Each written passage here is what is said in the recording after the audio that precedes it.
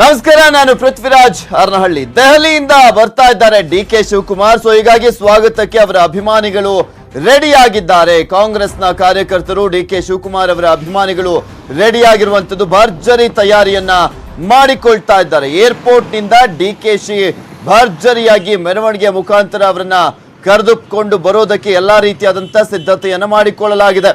ಇದಕ್ಕಾಗಿ DKShi bunting ಬ್ಯಾನರ್ಗಳು airport ರಸ್ತೆ ಸುತ್ತಲೂ ಕೂಡ ರಾರಾಜಿಸ್ತಾ ಇದ್ದಾವೆ. ಡಿಕೆ ಶಿವಕುಮಾರ್ ಬೆಂಗಳೂರಿಗೆ ಬರ್ತಾ ಇದ್ದಾರೆ.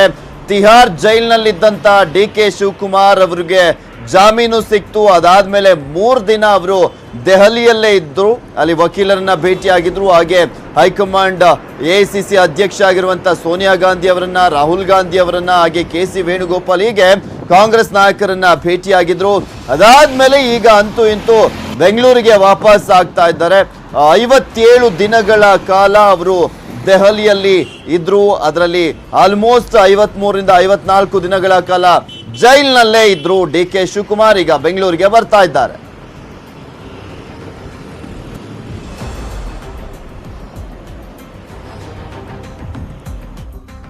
ಡಿಕೆಶಿಯನ್ನ ಸ್ವಾಗತಿಸೋದಕ್ಕೆ ರಾಮನಗರ, ಕನಕಪುರ, ಬೆಂಗಳೂರು, ಚಿಕ್ಕಬಳ್ಳಾಪುರ ಸೇರಿದಂತೆ ಹಲವು ಜಿಲ್ಲೆಗಳಿಂದ ಕಾರ್ಯಕರ್ತರ ದಂಡು ಏರ್ಪೋರ್ಟ್ ರಸ್ತೆಗೆ ಹರಿದು ಬರ್ತಾ ಇದೆ. ಕಾರ್ಯಕರ್ತರನ್ನ ಏರ್ಪೋರ್ಟ್ ಬಳಿ ಕಳಿಸದೆ ಸಾದ್ರಹಳ್ಳಿ ಟೋಲ್ ಬಳಿಯೇ ಪೊಲೀಸರು ತಡೆದು ನಿಲ್ಲಿಸುತ್ತಿದ್ದಾರೆ. ನೂರಾರು ಬಸ್ಸು, ಕಾರು, ಬೈಕ್ಗಳಲ್ಲಿ ಬಂದವರಿಗೆ ಪಾರ್ಕಿಂಗ್ ವ್ಯವಸ್ಥೆ ಮಾಡಿದ್ದಾರೆ. ಟ್ರಾಫಿಕ್ ಸಮಸ್ಯೆ ಆಗದಂತೆ ನೂರಾರು ಪೊಲೀಸರು ನೋಡಿಕೊಳ್ತಾ ಇದ್ದಾರೆ. ಇದಕ್ಕಾಗಿ ಸುಮಾರು 300 ಪೊಲೀಸರನ್ನ ಸಾದ್ರಹಳ್ಳಿ ಟೋಲ್ ಬಳಿನೇ ನಿಯೋಜನೆ ಮಾಡಲಾಗಿದೆ.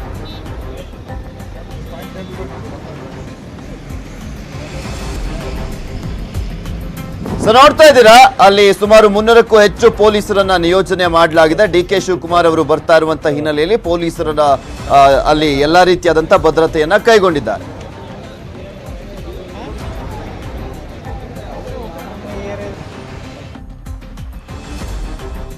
ಡಿಕೆಶಿ ಸ್ವಾಗತಕ್ಕಾಗಿ ಭರ್ಜರಿ ಡಿಜೆ ವ್ಯವಸ್ಥೆಯನ್ನ ಕೂಡ ಮಾಡಲಾಗಿದೆ. ಅಭಿಮಾನಿಗಳು ಡಿಜೆ ವ್ಯವಸ್ಥೆಯನ್ನ ಕೂಡ ಮಾಡಿದ್ದಾರೆ.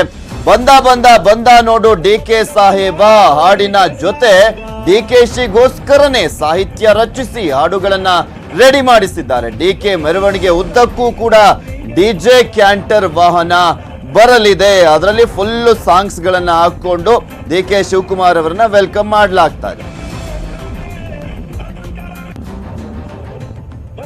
ಬಂದ ನೋಡು ಡಿಕೆ ಸಾಹೇಬ,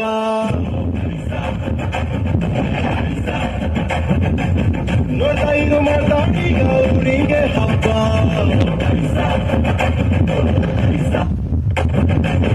ದೇವೇಗೌಡರು ಹೇಳಿದ್ದು ಮಣ್ಣು ನಮ್ಮ ಅಂತಾನೆ, ಅದು ಕಾಲ ಹೇಳಿದ್ದು ಕನಸು ಕಾಣುವಂತಾನೆ. ಇಲ್ಲಿ ನಾನು ನಂಗೆ ಕಣ್ಣಲ್ಲಾನೆ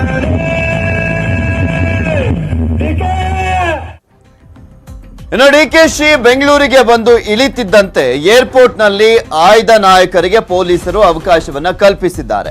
ಏರ್ಪೋರ್ಟ್ ನಿಂದ ಸಾದರಹಳ್ಳಿ ಟೋಲ್ ಬಳಿ ಬರ್ತಿದ್ದಂತೆ ಡಿಕೆಶಿ ಸ್ವಾಗತ ಕಾರ್ಯಕ್ರಮ ನಡೆಯಲಿದೆ. ಇದಕ್ಕಾಗಿ 10 ಜಾನಪದ ಕಲಾ ತಂಡಗಳ ವ್ಯವಸ್ಥೆಯನ್ನ ಕೂಡ ಮಾಡಿದ್ದಾರೆ. ಡೊಳ್ಳು ಕುಣಿತ, ದೇವರ ಕುಣಿತ, ತಮಟೆ, ನಗಾರಿ ಕಲಾವಿದರು ಭರ್ಜರಿ ತಯಾರಿಯನ್ನ ಮಾಡ್ಕೊಳ್ತಾ ಇದ್ದಾರೆ. ಆ ಒಂದು ದೃಶ್ಯಾವಳಿಯಲ್ಲೂ ಕೂಡ ನಿಮ್ಗೆ ತೋರಿಸ್ತಾ ಇದ್ವಿ. ಎಲ್ಲಾ ರೀತಿಯಾದಂತಹ ಸಿದ್ಧತೆ ನಡೆದಿದೆ.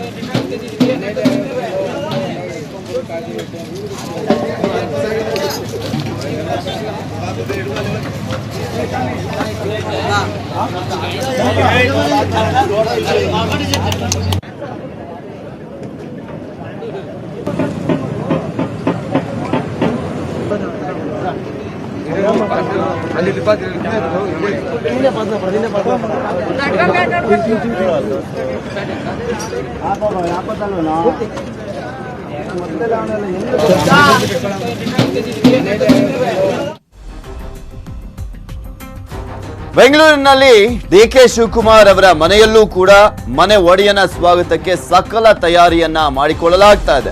ಭರ್ಜರಿ ಭೋಜನದ ವ್ಯವಸ್ಥೆ ಕೂಡ ರೆಡಿಯಾಗಿದೆ.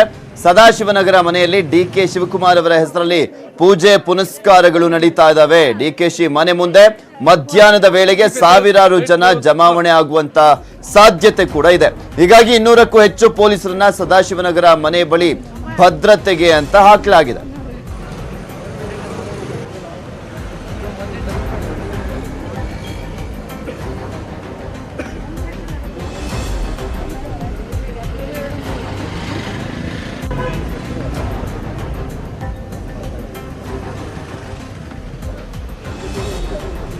ನೋಡ್ತಾ ಇದ್ದೀರಾ, ಡಿ ಕೆ ಶಿವಕುಮಾರ್ ಅವರ ಮನೆ ಮುಂದೆನೂ ಕೂಡ ಸಾಕಷ್ಟು ಪೊಲೀಸರನ್ನ ನಿಯೋಜನೆ ಮಾಡಲಾಗಿದೆ. ಸಾಕಷ್ಟು ಜನ ಡಿ ಕೆ ಶಿವಕುಮಾರ್ ಅವರ ಅಭಿಮಾನಿಗಳು, ಕಾರ್ಯಕರ್ತರು ಬರ್ತಾರೆ ಎನ್ನುವ ನಿರೀಕ್ಷೆಯಲ್ಲಿ.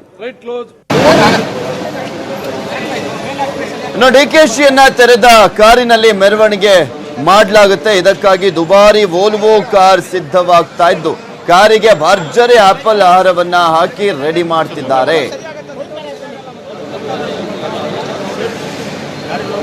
ಬೆಂಗಳೂರು ಕೆಂಪೇಗೌಡ ಇಂಟರ್ನ್ಯಾಷನಲ್ ಏರ್ಪೋರ್ಟ್ ಬಳಿ ಸಾದರಹಳ್ಳಿಯಿಂದ ಹೊರಡುತ್ತೆ ಅಲ್ಲಿ ಮೆರವಣಿಗೆ. ಸೊ ಹೀಗಾಗಿ ಎಲ್ಲಾ ರೀತಿಯಾದಂತಹ ವ್ಯವಸ್ಥೆಯನ್ನ ಮಾಡಲಾಗಿದೆ. ನೀವು ಕೂಡ ನೋಡ್ತಾ ಇದ್ದೀರಾ ದೃಶ್ಯಾವಳಿಗಳಲ್ಲಿ ಆಪಲ್ ಹಾರವನ್ನ, ಸೇಬಿನ ಹಾರವನ್ನ ಆ ಒಂದು ಕಾರಿಗೆ ಹಾಕಲಾಗಿರುವಂತದ್ದು. ಈ ಮೂಲಕ ಆ ಕಾರ್ನಲ್ಲೇ ಡಿ ಕೆ ಶಿವಕುಮಾರ್ ಅವರನ್ನ ಮೆರವಣಿಗೆ ಮಾಡಲಾಗುತ್ತೆ.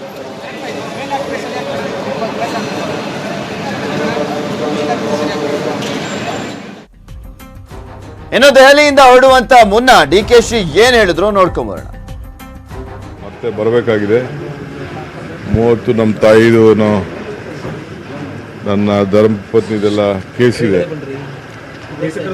ಅವತ್ತು ಬರಬೇಕಾಗ್ತದೆ. ನಾನು ಇಲ್ಲ ನನ್ನ ತಮ್ಮನೋ ಬಂದು ಅಟೆಂಡ್ ಮಾಡಬೇಕಾಗಿದೆ. ಸಾಕಿದವರು ನನಗೋಸ್ಕರ ಹತ್ತವರು, ಹೋರಾಟ ಮಾಡಿದವರು, ಪೂಜೆ ಮಾಡಿದವರು, ಅವನ್ನೆಲ್ಲ ಭೇಟಿ ಮಾಡೋದಿದೆ. ಎಲ್ಲರನ್ನೂ ಭೇಟಿ ಮಾಡೋಕ್ಕಾಗಲ್ಲ, ಆದರೂ ಒಂದು ಪ್ರಯತ್ನ ಮಾಡ್ತೀನಿ. ರಾಜಕಾರಣ ಕಾಲೇಜಿಂದ ಮಾಡ್ಕೊಂಡು ಬಂದಿದ್ದೀನಿ. ರಾಜಕಾರಣ ಇದ್ದೇ ಇರ್ತದೆ ಬಿಡಿ. ಯಾವ ರೀತಿಯಾಗಿ ಸಿದ್ಧತೆಯನ್ನ ಮಾಡಿಕೊಳ್ಳಲಾಗಿದೆ? ಒಂದ್ ಕಡೆ ಏರ್ಪೋರ್ಟ್, ಇನ್ನೊಂದ್ ಕಡೆ ಸಾದರಹಳ್ಳಿ ಬಳಿ. ಸಾದರಹಳ್ಳಿಯಿಂದ ಅಲ್ಲಿಂದ ಹೊರಡುವಂತದ್ದು ಮೆರವಣಿಗೆ. ಸೊ ಅಲ್ಲೂ ಕೂಡ ನಮ್ಮ ಪ್ರತಿನಿಧಿಗಳಿದ್ದಾರೆ. ಏರ್ಪೋರ್ಟ್ ಇಂದ ನಮ್ಮ ಪ್ರತಿನಿಧಿ ಶ್ರೀನಿವಾಸ್ ಹಳಕಟ್ಟಿ ನೇರ ಸಂಪರ್ಕದಲ್ಲಿ ಜಾಯ್ನ್ ಆಗ್ತಾ ಇದ್ದಾರೆ. ಹಾಗೆ ಸಾದರಹಳ್ಳಿ ಬಳಿಯಿಂದ ನಮ್ಮ ಪ್ರತಿನಿಧಿ ಗಂಗಾಧರ್ ವಾಗಟ ನೇರ ಸಂಪರ್ಕದಲ್ಲಿ ಜಾಯ್ನ್ ಆಗ್ತಾ ಇದ್ದಾರೆ.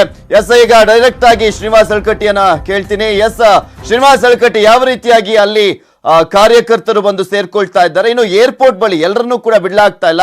ಯಾರ್ಯಾರು ಒಳಗಡೆ ಹೋಗುವಂತ ಸಾಧ್ಯತೆ ಇದೆ ವೆಲ್ಕಮ್ ಮಾಡ್ಕೊಳ್ಳುವಂತ ಸಂದರ್ಭದಲ್ಲಿ?